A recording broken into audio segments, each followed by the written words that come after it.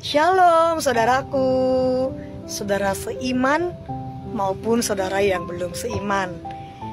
Tuhan Yesus memberkati. Selamat hari Minggu dan selamat beribadah. Hari Minggu kita habis ibadah. Terus kita mau melayani Tuhan. Jadi melayani Tuhan bukan hanya di gereja. Ya, tentu saja kita di gereja juga merupakan sebuah pelayanan. Tetapi pelayanan bukan hanya sekedar di gereja saja, ya. Tetapi sesungguhnya kita sebagai orang Kristen harus berfungsi untuk orang lain. Harus keluar untuk melakukan penginjilan. Nah, salah satu usaha saya, salah satu pelayanan yang saya lakukan adalah penginjilan, di mana saya mengenalkan Tuhan Yesus kepada orang lain supaya orang lain bisa mengerti siapakah Tuhan Yesus. Nah, banyak orang yang saya layani, ya, dari murtadin atau orang-orang yang dulunya sudah anak Tuhan kemudian pergi meninggalkan jalannya tetapi kembali lagi. Dan juga kalau kali ini kami mau melayani seseorang yang sebenarnya dia itu memang sudah anak Tuhan, sudah Kristen, tetapi oleh karena tekanan hidupnya yang begitu berat, ya, menurut versi saudara seiman kita ini, mungkin dia tergoncang jiwanya sehingga mengalami kehilangan orientasi diri. Nah, sehingga saya dari awal, dari nol, mengenalkan siapa Tuhan di dalam hidupnya yang mampu menyembuhkan batinnya, jiwanya. Ya, tentu saya mohon kepada Tuhan supaya saya diberikan transportasi, diberikan berkat, ya, untuk melayani saudara-saudari ini. Karena pelayanan yang saya lakukan, penginjilan, ya, seperti apa yang saya injili sama mereka, sampai mereka ini kadang-kadang diusir juga, ya, itu membutuhkan besar dukungan doa dan dana. Tetapi saya tidak mau, ya, bikin proposal atau apapun, meminta-minta kepada siapapun. Cukup Tuhanlah satu-satunya pribadi yang saya mintain pertolongan. Kalau Tuhan yang mengutus saya, kalau Tuhan yang ingin memakai saya, biarlah Tuhan yang menyediakan transportasinya seperti sekarang ini.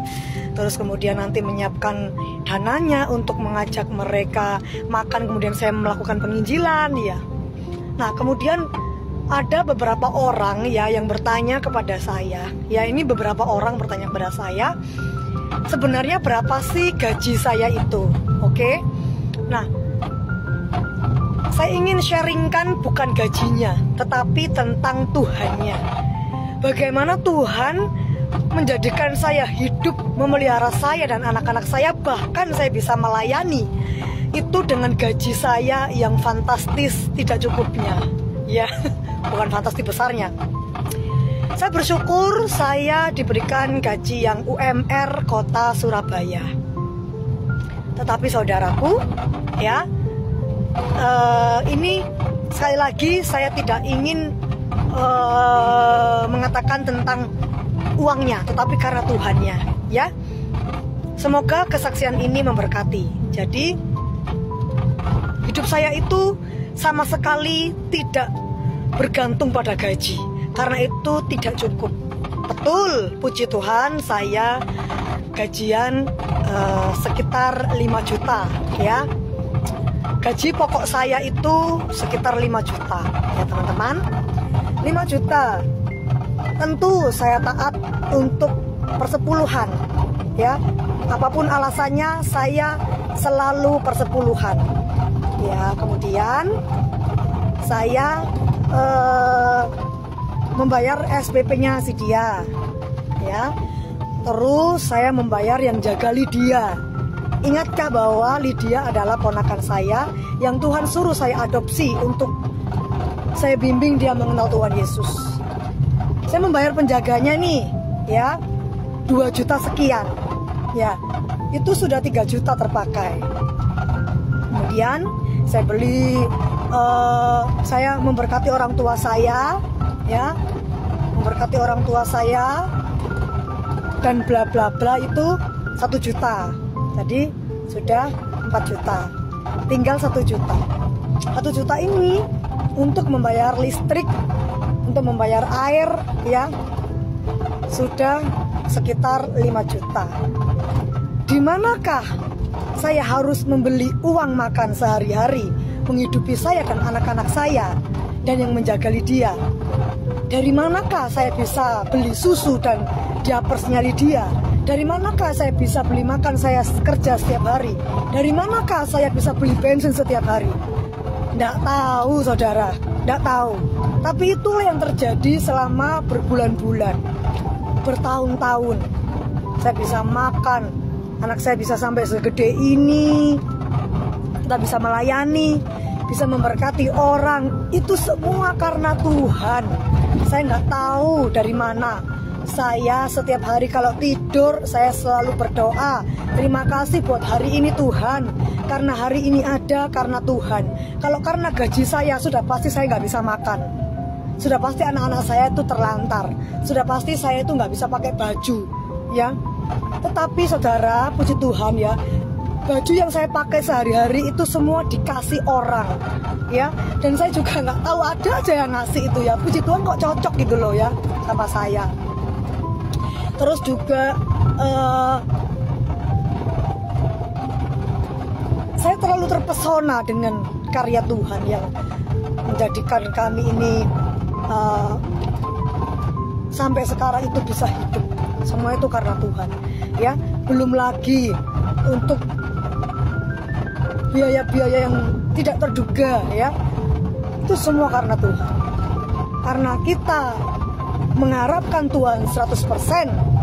Kita tidak mengharapkan uang kita tidak mengharapkan gaji kita tidak bersandar kepada kemampuan kita sendiri atau kekuatan kita sendiri, melainkan kepada Tuhan yang membuat hidup. Dan saya percaya seperti sekarang ini, ketika saya melayani, Tuhan suruh saya untuk melayani kepada orang A, orang B, orang C, dan memberikan mereka berkat, kemudian memberikan mereka dukungan doa juga. Itu juga semuanya sudah disediakan oleh Tuhan, ya, untuk mengangkut mereka, nanti naik mobil menjemput mereka, memberikan mereka makan, dan kemudian saya selalu untuk menginjil, ya. Puji Tuhan, setelah saya layani teman kami yang kehilangan orientasi diri ini, semakin lama semakin bertumbuh baik dan sudah ingat dengan Tuhan Yesus, sudah mau membaca Alkitab, ya. Perkembangannya semakin luar biasa. Yuk. Jadi itulah kesaksian saya hari ini. Kiranya Tuhan Yesus yang memberkati kita semuanya. Ingatlah untuk apa kita diberkati, yaitu untuk memberkati orang lain. Ingatlah untuk apa kita hidup, yaitu untuk menyembah dan memuji Tuhan dan melakukan kehendak Tuhan. Mari semuanya, jangan putus asa, jangan mengeluh, dan juga jangan hidup untuk diri sendiri. Saya Invi Rizky Ramadan, sampai jumpa di video-video saya berikutnya. Shalom, Tuhan Yesus memberkati.